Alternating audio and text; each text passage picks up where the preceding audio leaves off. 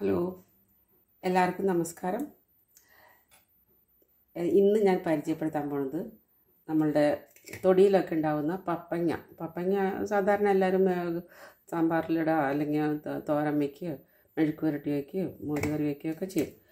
നമ്മളെന്നത് non veg വെച്ചിട്ട് ഒരു dish ഉണ്ടാക്കാൻ പോവാണ്. അടിപൊളി ടേസ്റ്റാണ്. അതിലേക്ക് വേണ്ടത് ഒരു പപ്പങ്ങ, പിന്നെ ഒരു 100 ഗ്രാം പ്രോൺസ്, പിന്നെ വേണ്ടത് ചെറിയ ഉള്ളി ഒരു 5-8 ചെറിയ ഉള്ളി, പിന്നെ കുറച്ച് പച്ചമുളക്, ഒരു കഷ്ണം ഇഞ്ചി, കറിവേപ്പില. ഇത്രയും ഉണ്ട്. വളരെ ഈസിയാണ് ഉണ്ടാക്കാനായിട്ട്. അപ്പോൾ തന്നെ പാൻ ചൂടാക്കാൻ വയ്ക്കുക. അപ്പോൾ കപ്പങ്ങ നന്നായിട്ട് കനം കുറച്ച് അരിഞ്ഞ് കൊണ്ടുവന്നിട്ടുണ്ട്. പിന്നെ ചെറിയ ഉള്ളിയും അരിഞ്ഞ് വെച്ചു.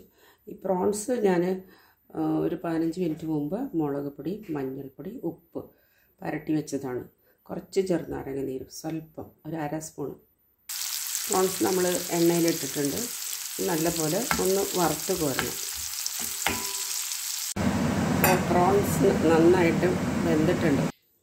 അപ്പോൾ ഞാനിതെല്ലാം ഒന്ന് ഒരു പാത്രത്തിലേക്ക് കോരി മാറ്റുകയാണ്. നല്ലപോലെ വെന്തിട്ടുണ്ട്. മുരിഞ്ഞ് വേവൊന്നും വേണ്ട, ജസ്റ്റ് വെന്താൽ മതി. അതിലേക്ക് ഈ ചെറിയ ഉള്ളിയിട്ട്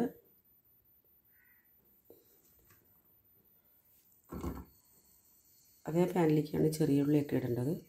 ചെറിയ ഉള്ളി ഇട്ട് കഴിഞ്ഞിട്ട് പിന്നെ ഈ ഇൻഗ്രീഡിയൻസ് എല്ലാം, കറിവേപ്പില, പച്ചമുളക്, ഇഞ്ചി, ഇതെല്ലാം ഇട്ട് നല്ലപോലെ ഇളക്കുക.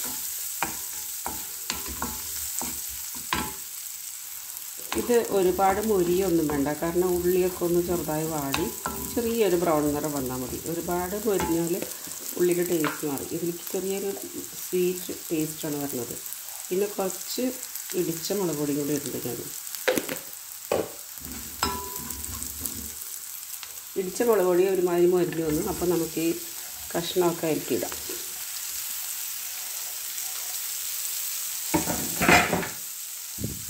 ഈ കഷ്ണമൊക്കെ ഇട്ട് നല്ലപോലെ ഇളക്കുക.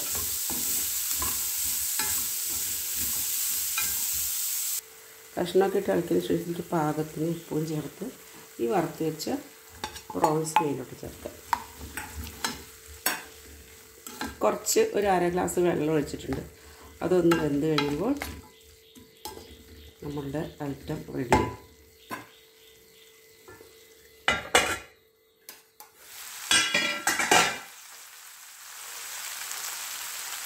ചൂടൊക്കെ ഓണായി.